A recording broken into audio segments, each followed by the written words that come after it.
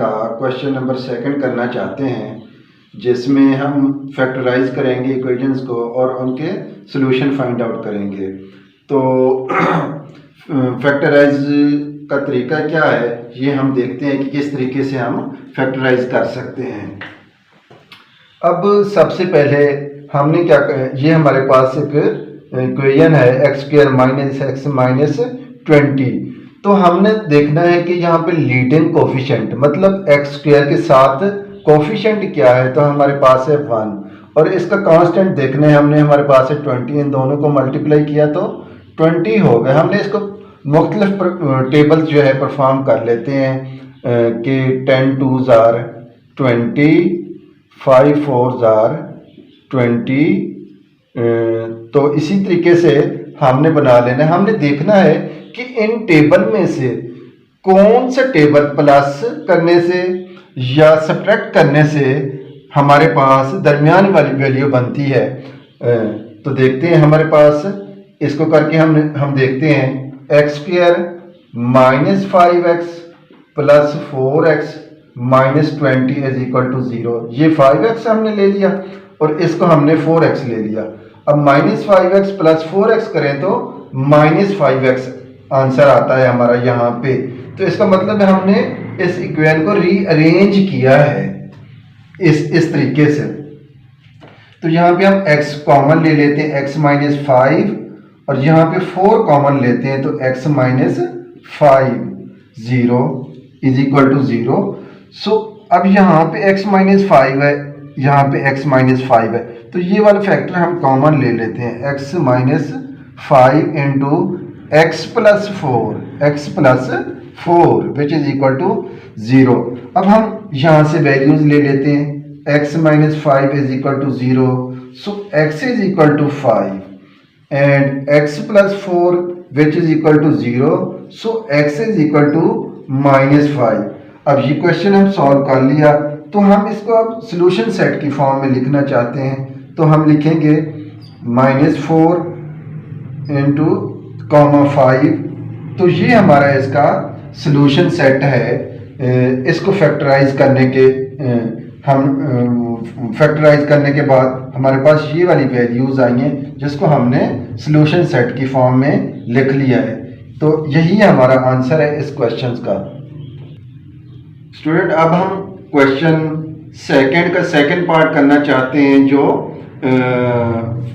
Factorisation है basically equations की, जिससे हमने x की वैल्यू फाइंड करना चाहते हैं, जिसको हम कहते हैं कि ये सॉल्यूशंस हैं।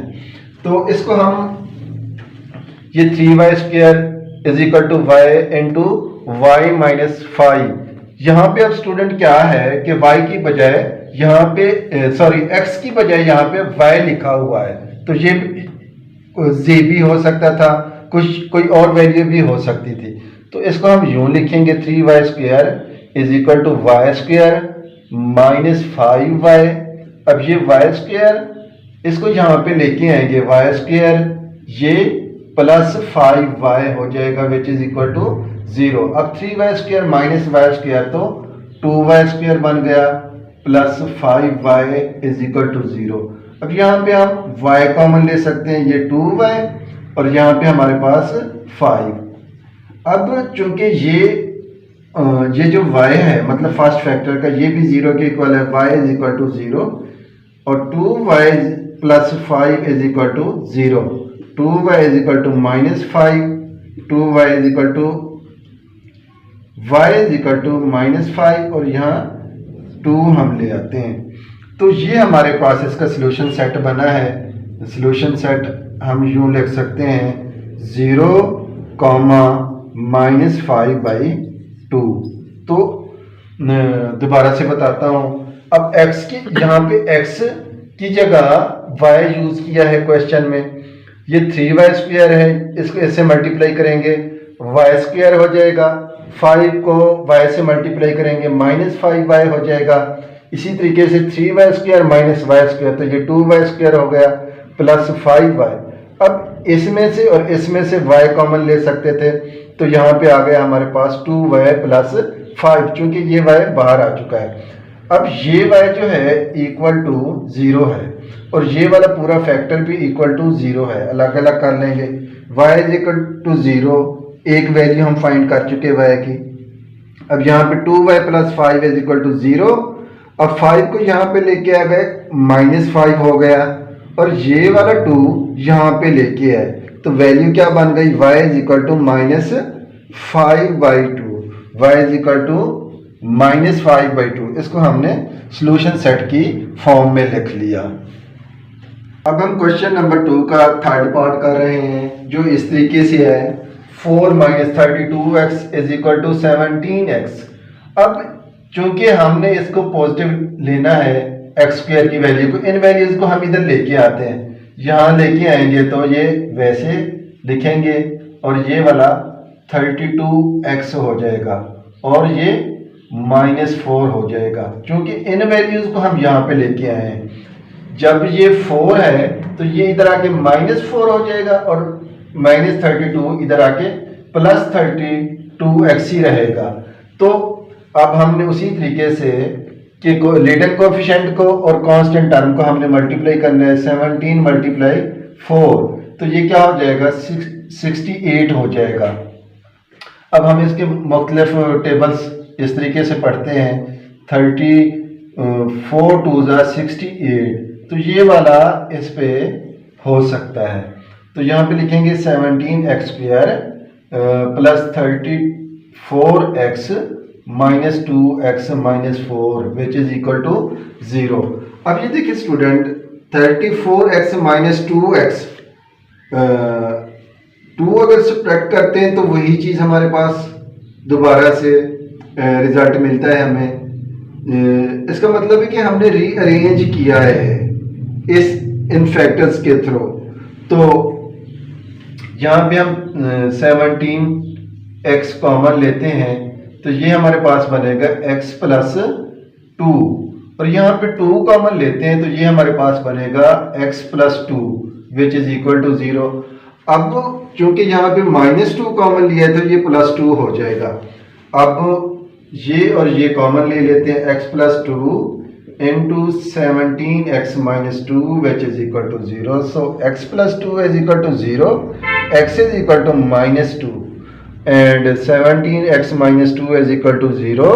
So 17x is equal to 2 and x is equal to 2/17, क्योंकि हम इस 17 को यहाँ पे लेके आए।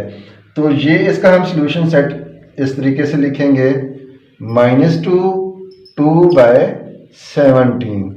दोबारा से इसका हल्का सा रिव्यू करते हैं कि इन वैल्यूज को हमने यहाँ पे लेके आए। इस 0 को आपने नहीं देखना, ये 0 तो आप यहाँ भी लिख सकते थे। बेसिकली हम इन वैल्यूज को यहाँ पे लेके आए हैं, लेकिन शो ऐसे किया है कि जैसे 17x² हम यहाँ पे लेके आए हैं। अच्छा, ये 17x² इसको यहाँ पे लेके आएंगे तो 32x हो जाएगा और ये +4 है तो -4 हो जाएगा। इसको उसी तरीके से परफॉर्म करेंगे, 17 को 4 से मल्टीप्लाई करेंगे, 68 हो जाएगा। 34 को जब 2 से मल्टीप्लाई करें 68 होता है। अब यहाँ पे हमने देखना है 34 में से 2 सब्ट्रैक्ट करें तो हमारे पास 32 ही आता है। दैट्स मीन्स कि हमने रीअरेंज किया है इसको और कोई तब्दीली नहीं हुई। अब 17x को यहाँ पे कॉमन लेंगे तो x + 2 कॉमन लेंगे, -2 कॉमन लेंगे तो x + 2 हो जाएगा, ये पॉजिटिव हो जाएगा। इसी तरीके से ये हमने कॉमन ले लिया, बाकी 17x - 2 यहाँ पे आएगा। अब यहाँ से ये x - 2 हो जाएगा और यहाँ से हमारे पास 17x = 2, तो x की वैल्यू चूंकि हमने स्पेयर करनी होती है तो 17 को यहाँ पे ले आए, तो इसको हमने सॉल्यूशन फॉर्म की शक्ल में लिख लिया है हमने। तो उम्मीद है कि ये क्वेश्चन आपको समझ आएंगे। नेक्स्ट वीडियो और नेक्स्ट लेक्चर के साथ दोबारा